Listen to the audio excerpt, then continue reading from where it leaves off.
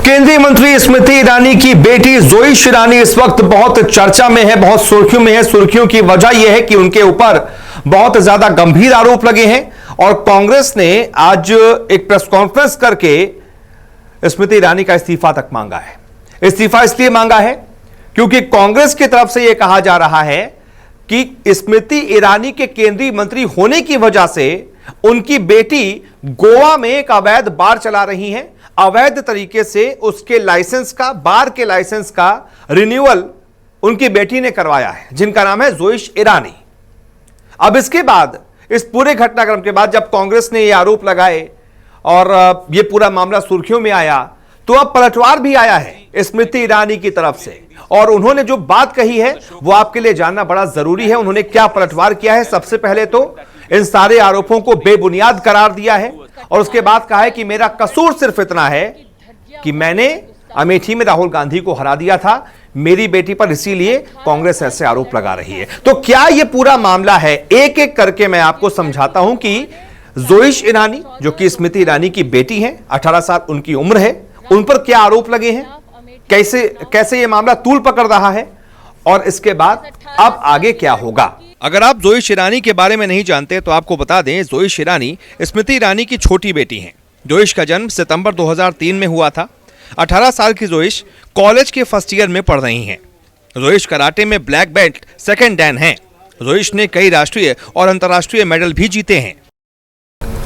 दरअसल आज कांग्रेस संचार विभाग के प्रमुख जयराम रमेश, मीडिया एवं प्रचार विभाग के प्रमुख पवन खेड़ा और महिला कांग्रेस अध्यक्ष नेटा डिसूजा एक साथ प्रेस कॉन्फ्रेंस करने आए और कहा कि सूचना के अधिकार यानी कि आरटीआई से खुलासा हुआ है कि स्मृति ईरानी की बेटी जोइश ईरानी ने गोवा में स्थित अपने सिली सोल्स कैफे एंड बार के लिए फर्जी दस्तावेजों के जरिए बार लाइसेंस जारी करवाया है। डिसूजा ने कहा कि आरटीआई लगाने वाली वकील को यह सूचना मिली है कि बीते 22 जून को बार के लाइसेंस के नवीनीकरण के लिए जिस एंथनी डीगामा के नाम का आवेदन किया गया, उनकी तो पिछले साल मई में ही मौत हो चुकी है और आरटीआई लगाने वाले वकील को इनका डेथ सर्टिफिकेट भी मिला हुआ है। एंथनी के आधार कार्ड से पता चला है कि वो मुंबई के विले पार्ले के रहने वाले थे।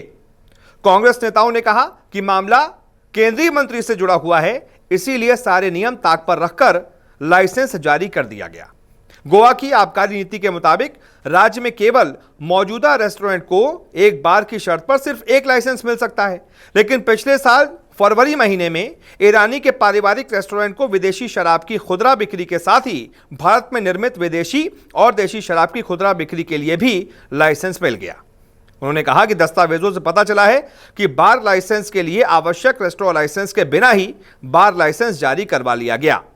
अब इस संदर्भ में फर्जीवाड़े के खुलासे के बाद भाजपा सरकार ने उत्पाद शुल्क आयुक्त नारायण गढ़ को परेशान करने का खेल शुरू कर दिया है। उन्होंने ही केंद्रीय महिला एवं बाल विकास मंत्री स्मृति ईरानी की बेटी द्वारा चलाए जा रहे इस अवैध बार और रेस्टोरेंट को कारण बताओ नोटिस जारी किया था। कांग्रेस नेताओं ने ईरानी से सवाल किया कि वो बताएं कि यह धांधली किसके इशारे पर हुई है। उनकी जानकारी के बगैर जिस आबकारी आयुक्त ने, जिस एक्साइज कमिश्नर ने इस गैर कानूनी रेस्टोरेंट को, बार को नोटिस दिया, अब उसकी ट्रांसफर की भी तैयारी शुरू हो चुकी। क्या यह स्मृति ईरानी जी के हस्तक्षेप के बिना हो रहा है? क्या उनके प्रभाव के बिना हो रहा है? क्या यह लाइसेंस उनके प्रभाव के बिना मिला? क्या यह कानून उनके प्रभाव के बिना तोड़ा गया?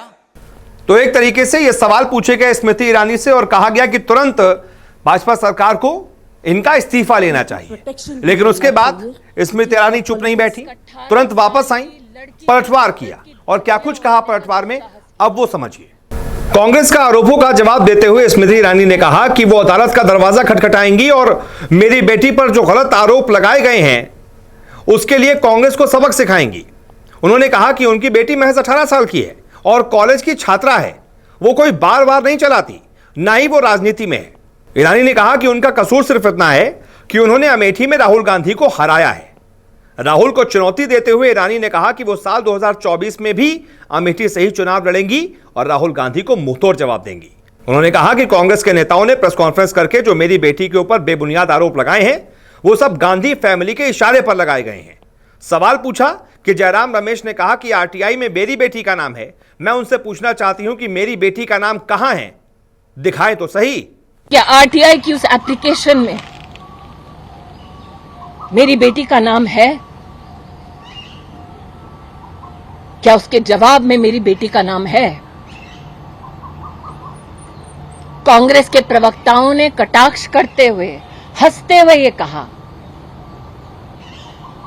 कि मैं सोनिया और राहुल के खिलाफ प्रेस कॉन्फ्रेंस करती हूं। हां, करती हूं, करती रहूंगी। हंसते हुए कहा कि मुझसे जवाब मांगा जाए। अब जवाब मैं मांगूंगी कोर्ट में, in the court of law and in the court of people. और जिस गांधी खानदान के आदेश पर यह प्रेस कॉन्फ्रेंस की गई,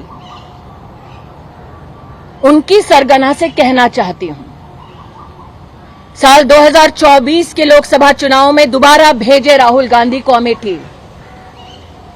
हम फिर अमेठी में राहुल गांधी को धूल चटाएंगे। ये भारतीय जनता पार्टी के एक कार्यकर्ता होने के नाते मेरा वादा है। तो ये पूरा मामला है कांग्रेस की तरफ से वार, उसके बाद स्मृति ईरानी की तरफ से पलटवार। इन सब के बीच जोइश ईरानी का कोई कमेंट अभी इस पूरे मुद्दे पर नहीं आया है। स्मृति ईरानी कह रही हैं कि वो तो अभी सिर्फ 18 साल की हैं और एक छात्रा हैं, वो पढ़ रही हैं, वो कोई बार नहीं चलाती हैं, ना ही राजनीति में है। अब ऐसे में देखना होगा कि इस पूरे मामले पर जो 29 तारीख को अब इस मामले में अगली सुनवाई होगी, क्या कुछ उसमें निकलकर सामने आता है और क्या इस मामले में कोई सच्चाई है कि जोइश ईरानी वो बार चला रही थी या फिर नहीं, उसका कोई मालिकाना हक या फिर उस बार से वो जुड़ी हैं किसी भी तरीके से या फिर नहीं, या फिर जोइश के नाम पर परिवार वो बार चला रहा है, कोई और चला रहा है। ये सारी जानकारी आना भी बाकी है। देखना होगा आने वाले वक्त में क्या क्या जानकारी सामने आती है। फिलहाल इस वीडियो को देखने के लिए बहुत बहुत शुक्रिया। नमस्कार, मैं हूं मानक गुप्ता। अगर आपको हमारा ये वीडियो पसंद आया हो तो इसे लाइक और शेयर जरूर करें, और हां, हमें सब्सक्राइब और फॉलो करना ना भूलें ताकि आप देश और दुनिया की कोई खबर मिस ना करें। तो जुड़े रहिए हमारे साथ और देखते रहिए न्यूज़ 24।